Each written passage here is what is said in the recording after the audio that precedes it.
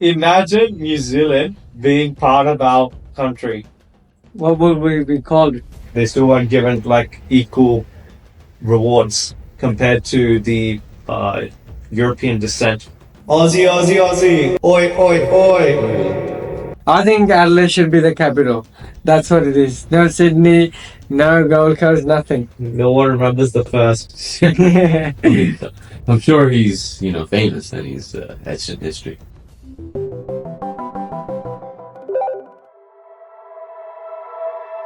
And now what I actually want to know about is how did all these states come together? Because did you know that when these states initially formed, they had their own jurisdiction, pretty much, like they had their own army, they had their own laws, rules.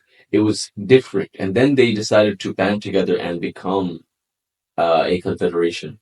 Just like how United States of America became the United States of America because they were all separate states back then. Yeah. Let's watch a video on that. This is the United States of Australia, basically. We should call ourselves the USA as well. Now, you probably know that different states have different laws and different leaders, but have you ever wondered why that is? Well, it all goes back to a time when Australian states were separate colonies. I thought it was a good chance to go back in time and take a look at how Australia came to be Australia. And a warning for Aboriginal and Torres Strait Islander viewers, this story contains images of people who've died.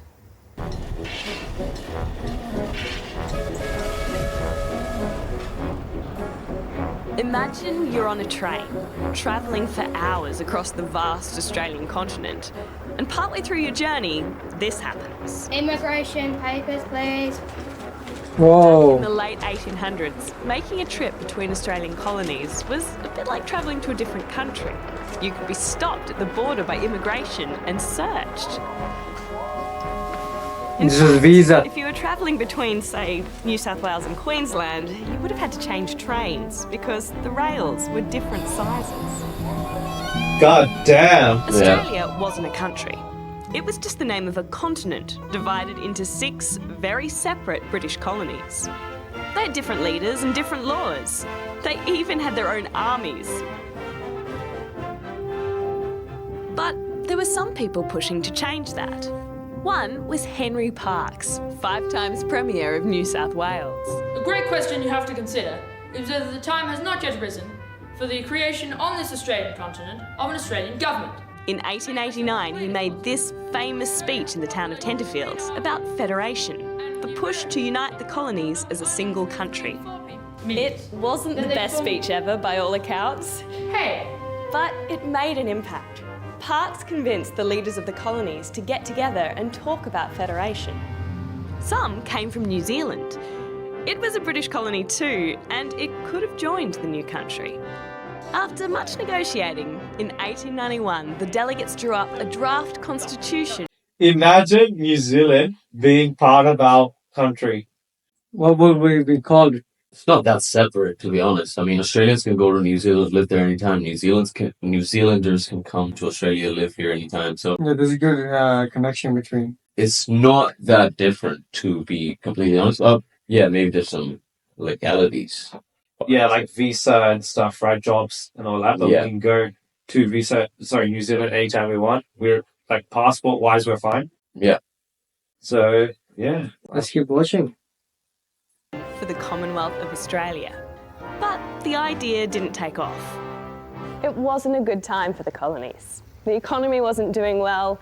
Plus, there was a feeling that the draft constitution wasn't democratic enough, that it didn't give ordinary people enough of a say.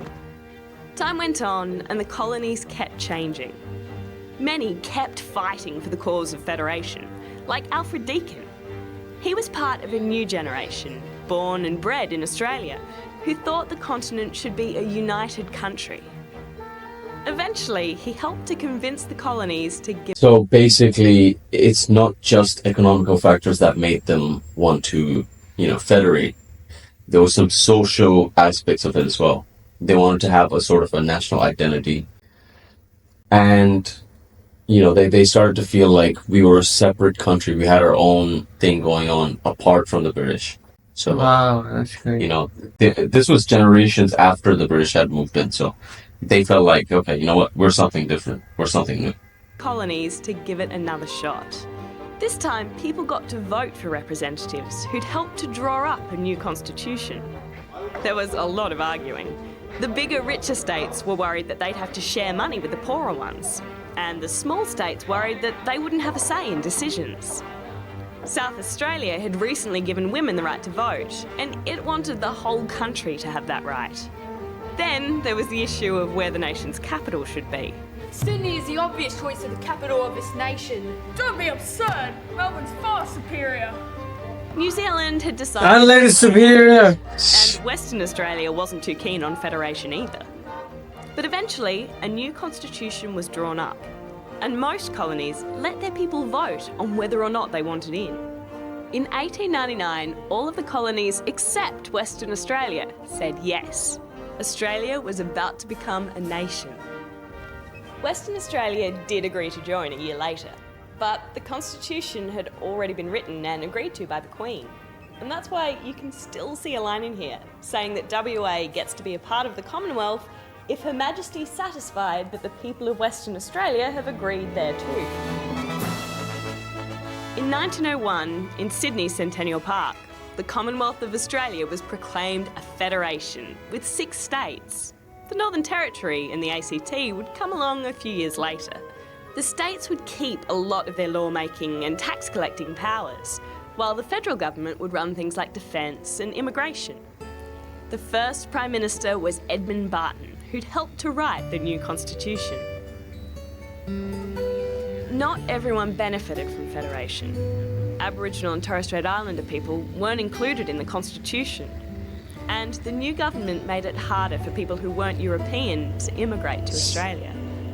But it was a major... In fact, you know, the World War One, when the Aboriginal soldiers went, like, you know, some of the Aboriginal soldiers went to fight in World War One. When they returned, this is what they returned to. That's crazy. Yeah, not just that, like, they still weren't given, like, equal rewards compared to the European descent soldiers, actually. So, yeah, it's a very sad part of thing, but yeah, it's good. United country, united people, I guess, hopefully. But yeah. A major point in Australia's history, and the first step towards the country we know today. Aussie, Aussie, Aussie. Oi, oi, oi. All right. What do you guys think? What do you think, Sajib? Well, I think WA just dropped us out. That's what it is. They didn't join us, did they? They did a year later. Well, yeah. Why did they take so forever? They were trying to be a drama queen. They were trying to be a drama queen. So you're saying if it wasn't for South Australia, women would have had voting powers a bit later on? Yes, in South Australia. I think Adelaide should be the capital. That's what it is. No Sydney, no Gold Coast, nothing. All right. Adelaide. Okay. You're in the center of Australia, mate. Very, very controversial take. Very controversial. What do you think, Roger? Well, in all honesty, I'm glad it's a country because I don't want to go to frickin' Sydney, show my passport, get stamped.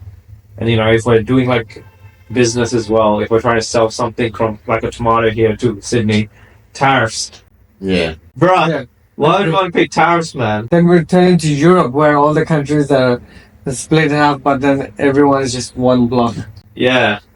Might as well call us Europe. What I liked about is that the fact that they used a democratic process to go about everything. Yeah. And yeah, that's probably the foundation of the whole democratic situation that we have here, which is pretty good. And it also made sense because at the time, I believe when Alfred Deakin, that's his name, when he was proposing the idea of this federation, Yeah. about 70% of the existing population in Australia were people who were born in Australia. So they were developing a sense of nationalism actually Yeah. around that time. And Alfred Deakin became the Prime Minister of Australia as well. Really, he's the first guy? Second. Who's the first? I don't remember the name. Fair enough. No one remembers the first. I'm sure he's, famous and he's etched in history. Somewhere. But yeah, on that note, Let us know if you enjoyed this episode. Let us know if you're enjoying this React series so far. This is something that we're trying, and we're trying to watch more and more history videos to educate ourselves, to have more fun. This is something that we're interested in. Hopefully you are too.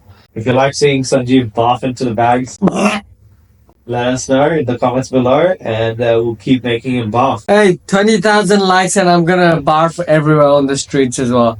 I'm gonna release a video, 20,000 likes. Let's do it. All right, let's get it done. All right, on that note, see ya. Thank you. Peace.